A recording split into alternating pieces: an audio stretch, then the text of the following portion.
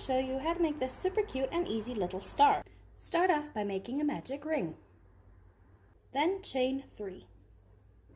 And then you're going to do 14 double crochets into the center of the ring. And to close the circle, you're going to slip stitch into the top of that first chain 3 that you did at the beginning.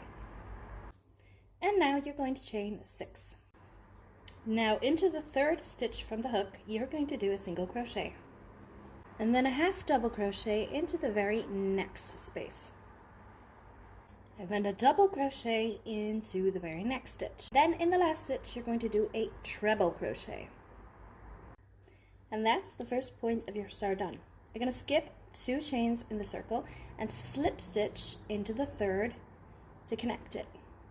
And now you're just going to repeat that process 4 more times until you have 5 points. So remember, chain 6, single crochet, half double crochet, double crochet, treble crochet, skip 2 and slip stitch into the third.